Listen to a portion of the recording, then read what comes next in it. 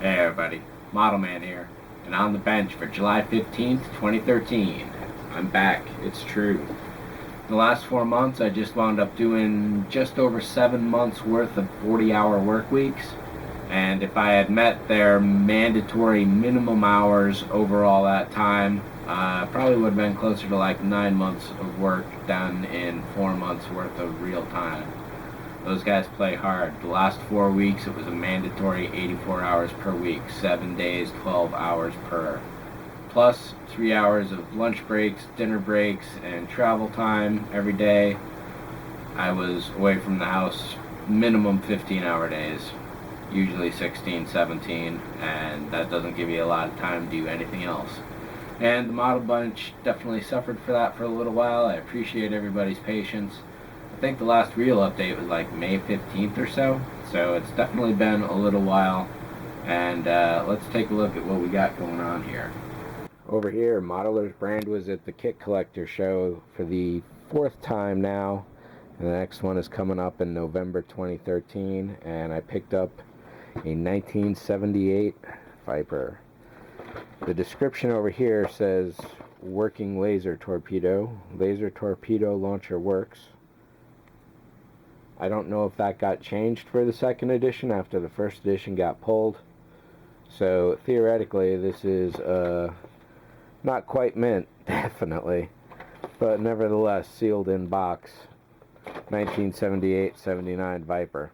It really sucks that the Revell new Vipers are already off the market. I realize that's going on like maybe 3 years ago now, but it really sucks that you can't get those either. Because what I would like to do is take this body, add the correction pieces, and have a working torpedo that in a really good looking Viper. And over here I got an 83 R2D2. This is like my 4th in the collection now, I think. A couple of them are broken. One of them is missing pieces. This one was MISIB, but I unsealed it and broke all the parts out for a quick look. And it was really good to see a fully packed box. I got them for about 30 bucks each, so it's not too bad a deal.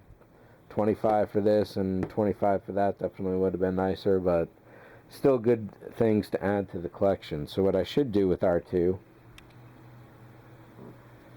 is go up there and get my other 2 or 3 R2D2s out of there. Probably 3 of them, I guess, now, so this would make number 4 that I've got. There's a lot of corrections to do. There's one guy over on the Astromech forum that's actually accuratizing an R2 to the club specifications, which has been a really interesting project to watch as he's done it over the last couple of years. It's nowhere near finished and he hasn't posted in a long time. But yeah, I should pull those 2 pieces out. I don't think I ever did a review of them with 3PO as well. And over here stands the Jupiter 2. I essentially have no idea where I left this off. I was either going to go with routing all the fiber optics from the command console through the body, or I was going to map out some more colors, or I was going to solder some sequencers. Still a little afraid of the soldering because I'm not too great at it. However, it never hurts to have a new soldering station. In this case, it's a digital one, so I can set the temperature manually, which is a nice handy touch. And over here, I wound up getting a new DC power supply. Steve Neal had asked me to recommend one to him, or the one that I had, so in looking for the one that I had bought, I came across this one, which was just slightly cheaper. And he picked this up. I saw it at his place, was floored by it, so I got this one instead. And I should also mention that I've already shot reviews of most of these except for the ones that are sealed. And there's a few cars behind those cars right in the middle there. So there are some videos in the Round 2 archive that I've got to get through and get published up on YouTube. So look forward to that, hopefully coming by the end of August.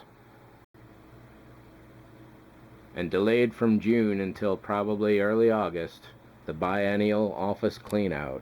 Every stick of furniture, every box, every shred of last piece of paper on the floor gets pulled out of this room. Everything's vacuumed, the windows are washed, the walls are cleaned, the carpets are taken care of, and everything gets dusted off. So after all the craziness of the job, it's been about 2 weeks ago now, and coming up this weekend, I don't know if I mentioned it, I'm getting married. So going into August, I expect to be back on the Jupiter, and everything's going to be cool. So thanks for watching as always, and thanks everyone for your patience. See ya. Some other YouTube channels you should check out, as always, Scale Model Addict, launching ScaleModelAddictMagazine. Dr. Faust, the Painting Clinic. Check out Tony for miniatures and models. And for the best in rats, rods, and rust, Dr. Cranky. Steve Neal's Garage with Rosie the Wonder Dog. Bad Grendels. And also thanking Paul at the FiberOpticStore.com for an incredible selection of fiber optics. And Elliot Brown at Fedoratron and WarmPlastic.com. Vacuum-forming tables for designers, modelers, and engineers.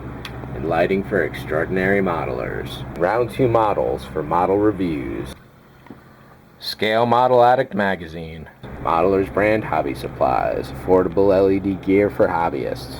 From my bench to yours, thanks for watching. See ya.